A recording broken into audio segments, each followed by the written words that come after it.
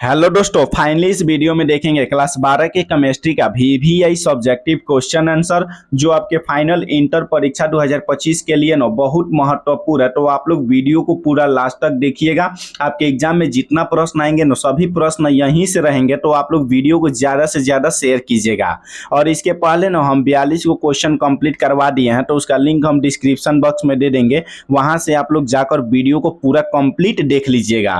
देखिए 43 number question कर रहे हैं पराशर किसे कहते हैं। पराशर किसे कहते हैं आपके एग्जाम के लिए राम बार क्वेश्चन है। तो देखिए वैसी प्रक्रिया जिसमें टनु विलयन का विलायक और पारगम्य झिल्ली से होकर सांद्र विलयन में गमन करते हैं उसे पराशर कहा जाता है। वैसी प्रक्रिया जिसमें टनु विलयन का विलायक और पारगम्य झिल्ली से होकर सांद्र विलयन में गमन करता है उसी को पराशर कहा जाता है। इसको आप लोग याद रखिएगा। वैसी प्रक्रिया जिसमें टनु विलयन का विलायक और पारगम्य झिल्ली से होकर सांद्र विलयन में गमन करता है उसे पराशर कहा जाता है। अगला क्वेश्चन देखिएगा 44 नंबर क्वेश्चन कह रहा है रॉल का नियम से क्या समझते हैं। रॉल का जो नियम होता है उससे क्या समझते हैं।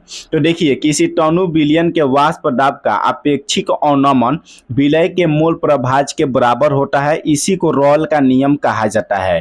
किसी टनु विलयन के वाष्प दाब का अपेक्षिक अवनमन विलयन के मूल प्रभाज के विलय के मूल प्रभाज के बराबर होता है, इसी को रॉल का नियम कहा जाता है। इसको आप लोग याद रखिएगा। 2 नंबरिया में आपके बहुत बारी क्वेश्चन एग्जाम में पूछा है, तो इसको आप लोग याद रखिएगा। किसी टनु विलयन के वाष्प दाब का अपेक्षिक अवनमन विलय के मूल प्रभाज के बराबर होता है, इसी को रॉल का नियम कहा जाता है।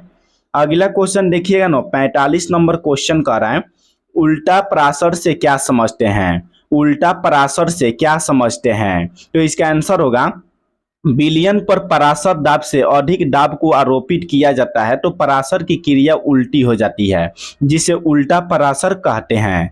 देखिए विलयन पर पराशर दाब से अधिक दाब को आरोपित किया जाता है तो पराशर की जो क्रिया होती है वह उल्टी हो जाती है, तो इसी को उल्टा पराशर कहा जाता है। इसको भी आप लोग याद रखिएगा। देखिए सभी बच्चे क्या करते हैं पराशर का परिभाषा रट जाते हैं, लेकिन उल्टा पराशर का परिभाषा नहीं रटते हैं। तो ये आपके एग्जाम में बहुत बार क्वेश्चन पूछा है उल्टा पराशर किसे कहते हैं, तो इसको आप लोग याद रखिएगा। विलयन पर पराशर दाब से अधिक दाब को आरोपित किया जाता है तो जो पराशर की क्रिया होती है वह उल्टी हो जाती है, तो इसी को उल्टा पराशर कहा जाता है। तो इसको आप लोग याद रखिएगा।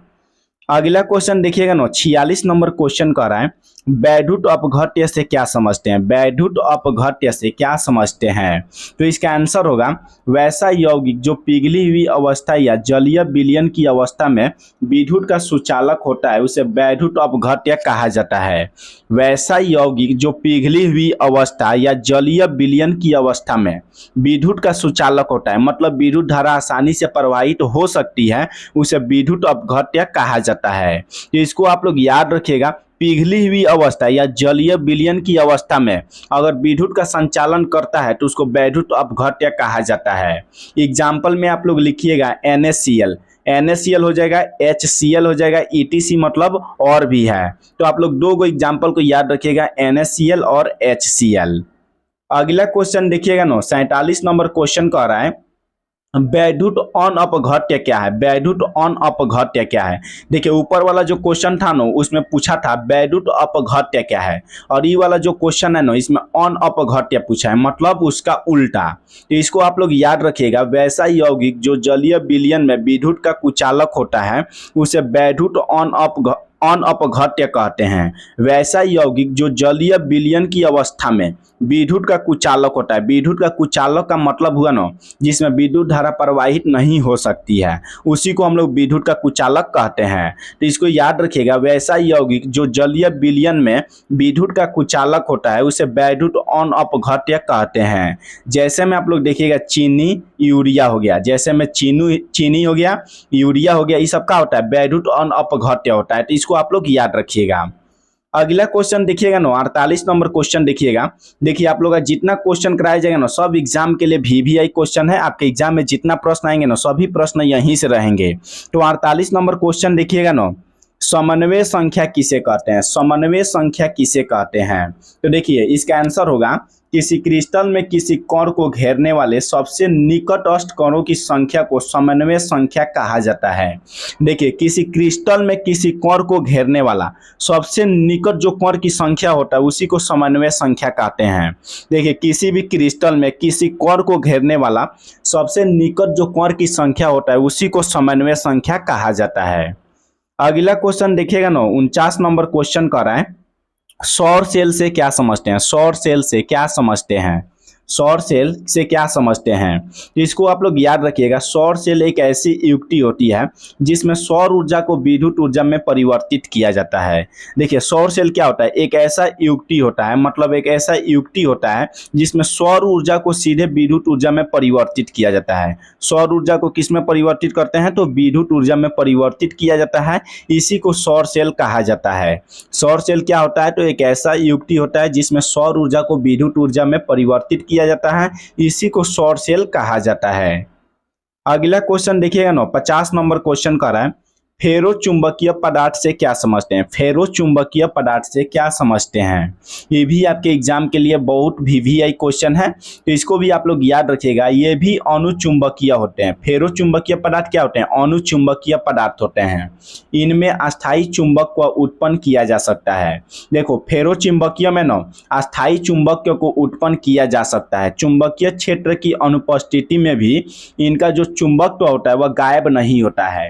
देखिए, फेरो चुंबकीय क्या होता है? अनुचुंबकीय होता है और इनमें अस्थायी चुंबकत्व उत्पन्न किया जा सकता है। चुंबकीय क्षेत्र की अनुपस्थिति में भी इसका जो चुंबकत्व होता है वह गायब नहीं होता है। इसी को हम लोग फेरो चुंबकीय कहते हैं। तो इसको आप लोग याद रखिएगा। एग्जाम्पल आप लोग देखिए, Fe हो गया, Cr2 हो गया, ETC हो गया। तो आप लोग 2 एग्जाम्पल को याद रखिएगा। अगला क्वेश्चन देखिएगा ना, 51 नंबर क्वेश्चन कर रहा है, एंटी फेरो चुंबकीय क्या है? एंटी फेरो चुंबकीय क्या है? तो इसको आप लोग याद रखिएगा। जब चुंबकीय आघूरों का द्विग निर्देशन इस प्रकार से हो कि कुल आघूरों का योग 0 हो जाए, तब एंटी फेरो चुंबकत्व उत्पन्न होता है।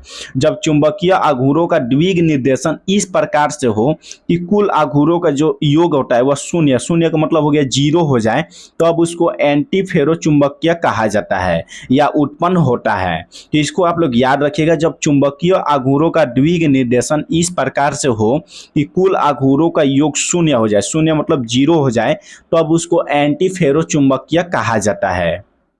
अगला क्वेश्चन देखिएगा ना, 52 नंबर क्वेश्चन कर रहा है, जलीय विलयन और अजलीय विलयन में अंतर बताएं।